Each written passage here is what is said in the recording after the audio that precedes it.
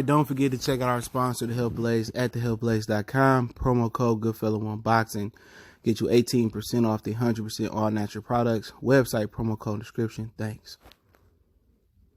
All right, man. Jermell Charlo confirmed that the Tony Harrison rematch will take place December 21st. Not sure what the venue will be. I'm pretty sure it won't be Houston and it won't be Detroit. Last time out, Tony Harrison edged him in the Charlo's debuting and breaking in Fox on PBC. I think it was like December 22nd last year or something like that. And also, I have some information on J-Rock potentially taking on Erislandy Lara in that fight day when that can commence. But hey, let's chop it up. Appreciate the love, support. Goodfella Sports TV. It's your boy CJ Goodfella. Make sure you hit that subscribe button, bell icon button, share the video. Appreciate the love, support. Shout out to everybody sending donations. That link's in the description. And yeah, I linked the Instagram source. He said December 21st. I was confirmed that they was fighting in December. It was a lot of talk about them fighting December 14th and them doubling up that card with J-Rock and Hurd too. But I don't think that ever was the plan. You know what? If you just look at the trend of PBC, when has PBC ever doubled up? Whenever this year they double up with two great cards like that, especially when Showtime is crying for dates and they need dates. It's real scarce over there. They just sent the Erickson Lubin, Terrell Goucher fight over to Showtime. It was supposed to happen on Fox October 12th. Which is not going to happen there no more. It's October 26th on Showtime. Showtime needs dates. They also sent Deontay Wilder and Luis Ortiz over to Showtime after flirting around with Fox. And Showtime basically was begging for that fight to be on there, and they needed that fight. Also, Adrian Broner can go back to Showtime. I'm really not sure about that, but Showtime need dates. So chances are one of these fights going to go on Showtime, I believe. They might both go on Fox. I know December 14th. It's supposed to have been a Fox date for J-Rock and Jared Hurd. If you don't know, Jared Hurd pulled out the fight. He may move up. It's been talks about weight cut. People say he was ducking Bada, which is not true in my opinion. So at the end of the day, maybe, camp wasn't going good enough.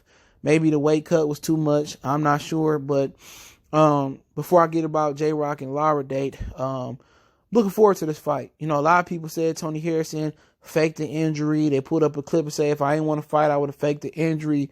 Somebody told me that Jermell had a rematch clause, so it had to happen.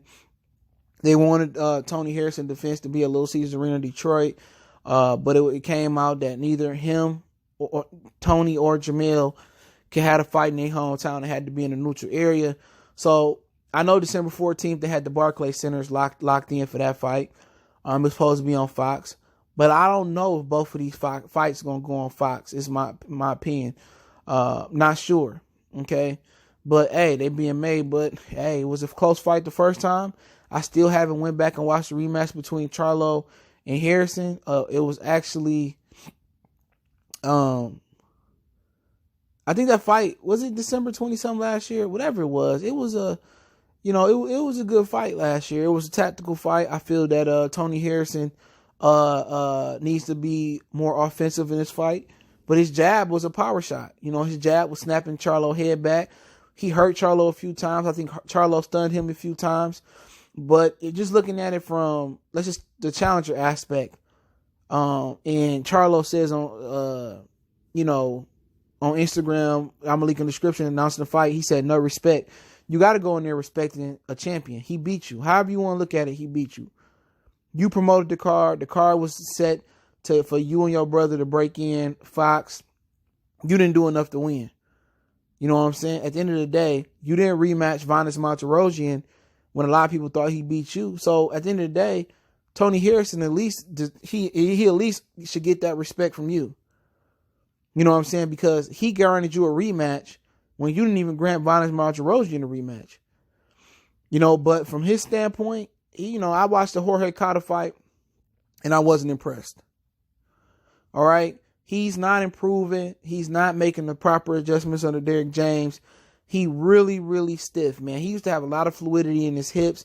He used to get on his toes, box side to side, in and out. Jermell Charlo was one of the most well-rounded fighters in the sport of boxing. the reason he lost to Vanes Martirosyan, I think Vanes Martirosyan kept him from going to the Olympics. The reason he lost to that fight because he didn't have aggressiveness. He made the right decision to leave Ronnie Shields and go to Derrick James, but Derrick James got him fighting exactly like Errol Spence. He fight too much like Errol Spence and not enough like Jermell Charlo. He don't have an identity, and I've been saying this for the last few fights. Look at the John Jackson fight. He looking for one big punch. He no longer boxing. He no longer moving his head. He no longer a fluid boxer and athlete. He don't fight like that's not his natural fighting technique or his it's not his natural, fighting position the way he fought. He been fighting since he got with Derrick James. He's swinging for the fences. He real stiff. He looking for one punch, one knockout. And Derrick James was telling him in the Tony Harrison fight, just let the shots flow. And he just telegraphing all the shots. And what he need to do is just, step up the pace because he's not going to change. Same thing he did with Jorge Cota. He's still stiff. He not moving his head. He not being the fluid athlete and the good defender he used to be. What he need to do is set a pace. He need to learn to cut the ring off better on Tony Harrison. He need to find a way to maneuver around that jab, maybe counter the jab, come over the top, jab with the jabber, maybe check hook off the jab to take Tony Harrison jab away. Once he can dispatch him of the jab, and then, maybe he closed the distance on him and he worked the body a little bit. He set a really good pace, and that's what he need to do. Step the pace up, take away the jab, counter the jab, get on inside of Tony Harrison, reach, maul him on the ropes, work his body, and just let the shots flow. If he stepped the pace up, he can get past that jab. I'm pretty sure, he can get the victory. Now, if I'm Tony Harrison, what I need to do is I need to work off that jab more. I know he looked at the tape. He left a lot of straight right hands on the table. All right. He should have used a straight right hand, check left hook, lead left hook a little bit more. He can lead off with right hands. His jab and his movement gave Charlo a ton of problems that, the Charlo with Ronnie Shields wouldn't have that many problems with. But he need to just keep boxing. I think he need to hold his ground some more and sit down on that right hand. He really do. I think if I'm him, maybe I jab to the chest a little bit more, shoot the right hand to the chest, dress him up, then bring it up top. He can double the jab up, triple the jab up, drop the right hand in there. Like I said, he could check off the jab. He could do a lot more. He just need to build on and capitalize on Charlo emotion. Maybe talk to him a little bit, get him angry, get him out of position. And when he go out there and he swing wild and miss, you know what he need to do? He need to slip and make him pay. You know what I'm saying? At this point, he need to put more than a jab and a 2 behind it. He need to put 1, 2, 3 behind it. He need to put multiple shots behind it. He need to find the confidence to sit on that right hand. If he sit on that right hand and he's put 2 or 3 shots behind his jab, where he start putting his combinations together, work the head and the body, I envision him stopping Jermell Charlo. But I can see Jermell Charlo parking him as well if he come with a better game plan. But what I seen in the Jorge Cota fight, he's still the same stiff, emotional Errol Spence clone. I look to favor Tony Harrison slightly in the rematch, but it should be a good fight. Now, I heard December 14th, J-Rock had multiple options. I heard from the PBC matchmaker, or that the PBC matchmaker, which I just say matchmaker. You can look up who the matchmaker PBC are, PBC is, if you can find out who they are. But J-Rock can take a tune-up December 14th, or he can take Erislandy Lara. And all indications is that he's looking to fight Erislandy Lara, and salute to him. Had he fought a tune-up, he probably would have went to the co-main event, or Tony Harrison and Charlo would have been on the same card December 14th. All right, so he looking to fight Erislandy Lara December 14th to fill that void. Well, the void that Jared Hurd left. I think it's a tough fight. I credit anybody that conduct themselves as a champion. He believed in his ability. He believed he good. He believed he could beat Erislandy Lara, and he could have took the easy way out. And he's expected to fight the winner of Harrison and Charlo too. So he could have easily took a tune-up. He could have took if he do take a tune-up and he decide to change his mind or the money ain't right, I'm not knocking J-Rock. At the end of the day, you got your 2 belts. Go get the 3rd belt. You may never get the 4th belt because of boxing politics. It's cool. You undisputed in our eyes. But if he fight Erislandy Lara, like it's being said, he will fight. He is gonna fight him December 14th. Credit to him because he could have took the easy way out. You know what I'm saying? He could have fought a vagabond. He could have fought a bum or a fighter not so good. He could have fought an easier opponent. But you know what? Their paycheck look a little bit different when you fighting a Lara or you fighting a lesser opponent. But he conducted himself as a champion. There's a lot of dudes on his side of the street that's fighting lesser opponents and getting big paydays, and they don't want to fight the best. I credit him. You know, he fought a lot of tough fighters coming up, J-Rock. He was fighting undefeated guys. And I didn't really believe the hype coming up. And I had a few guys telling me that J-Rock the truth, man. And I took a liking to him because he was fighting the best available. Hugo Centennial Jr. He was fighting another guy that was undefeated. He was trying to fight anybody with an O. He is very ambitious. You know what I'm saying? He almost pulled it off versus Charlo. He was doing good. But you know what? I really don't like him with the whole snack situation and putting Jerry Hurd shit on the street. But I'm an objective young man. And for him, if he elected to take on Lara, once again, it's not required for him to fight Lara. He can fight another opponent and still, you know, just line up versus Hurd and Charlo 2 winner, Harrison and Charlo 2 winner. So credit him. It ain't his fault that Jerry Hurd decided to pull out, but Jerry Hurd ain't inconvenienced nobody. At the end of the day, people saying that was a fight of the year type of fight with Jerry Hurd and Julian Williams, but really it was a one-sided ass whooping. The reason it was a great fight is because the underdog, a guy that we underestimated, was beating the dog walking shit out of Odell Beckham Jr. You know, so really he didn't have shit to prove. He solidified himself, and it wasn't nothing that Jerry Hurd was gonna do on one camp to beat J-Rock, in my opinion. He can go dig up Customato, Dundee. He can go dig up Emmanuel Stewart. Wasn't nothing he was gonna be able to do in 4 or 5 months or one camp to get him ready. Now, Erislandy Lara, I think I'll give him the edge versus J-Rock. It's a dangerous fight. He a southpaw. J-Rock like the box. I think J-Rock is going to have to use his game plan that he used versus Hurd, and I don't think he should be trying to outbox Lara and get caught up in a snoozer fest. All right, what I think he need to do is close the distance off on Lara and fight him on the inside and pick up the pace and maul Lara down. He an older fighter. Castanos took that stance. I think J-Rock is a better fighter than Castanos, in my opinion. I'm not sure if he can put better pressure on Castanos, but if J-Rock can get on the inside and he can buzzsaw and be the stronger, younger, more aggressive fighter versus Lara, he can't get in there in the gray area.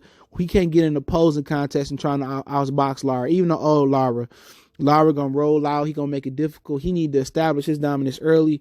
He need to pressure Lara. He need to do what Angulo did. He need to go past the fence, beat Lara up to the body, grind him down, take the same approach he did from Jerry Hurd. But it's different. Lara can maintain his distance a little better than Jerry Hurd. He got a really good straight left hand that you got to watch out coming in. He's just a better boxer on the outside. Jerry Hurd didn't have nothing to keep J-Rock on the outside looking in. You know what I'm saying? He got on the inside. He established himself. He was a stronger fighter. He beat him down. But with Lara, he need to take that same approach. It'll be difficult to get inside Lara, to get on inside of Lara. But I think it's a good fight. It's not a fight that I asked for, but I respect it though. You respect a man that go out there and try to seek out the best challenges. Now the money could be a lot more different for him fighting Lara than fighting a lesser opponent. You know, maybe, he said I want a lesser opponent I could fight in Philly or something like that. So maybe they weren't willing to accommodate him. He deserved to fight in Philly if he ain't gonna fight Jerry Hurd. But really, he deserved to fight in Philly in general because Jerry Hurd, he fought in Jerry Hurd's backyard. So Jerry Hurd, it was only right that he fought in his backyard. But I'm not sure. But the fight was originally slated for the venue at the Barclays Center in Brooklyn.